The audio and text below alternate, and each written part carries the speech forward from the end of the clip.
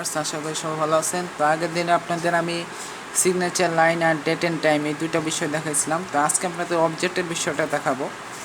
তো অবজেক্টের বিষয়টা দেখালে আমাদের ওয়ার্ডের কাজগুলি শেষ হয়ে যাবে, তারপর আমি এক্সেল নিয়ে আসব।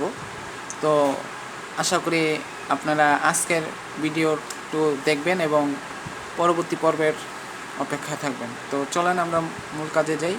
তো এইখানে আমি আপনাদের অবজেক্টে যে বিষয়টা দেখাবো, অবজেক্টে অনেক ধরনের অপশন আছে।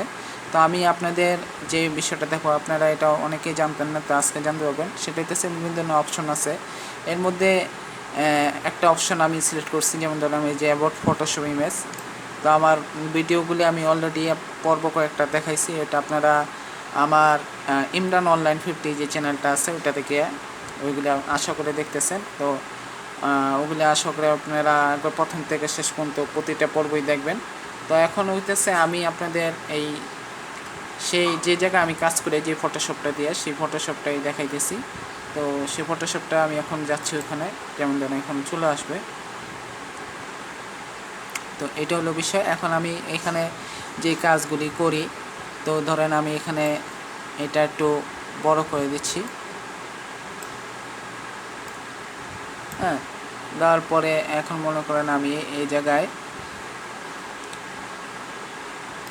একটা ছবি আনবো। ধরেন এখান থেকে ছবিটা আনলাম। তা না আনার পরে এই যে ছবিটা, এটা মনে করেন আমি এখানে ড্র্যাগ করে ওখানে নিয়ে যাব। তো এখানে আমি মনে করি যে নিয়ে গেলাম।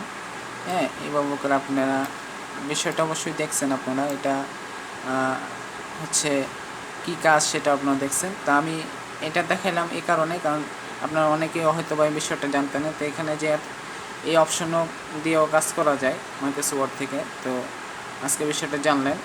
তো ভিডিওটি যদি ভালো লাগে ভিডিওটি লাইক দেবেন, চ্যানেলটি সাবস্ক্রাইব করুন এবং যারা চ্যানেল আমার নতুন আছেন তারা আমার চ্যানেলের ভিডিওগুলি দেখার পর যদি ভালো লাগে তো সাবস্ক্রাইব করে তো আমার সাথে থাকবেন।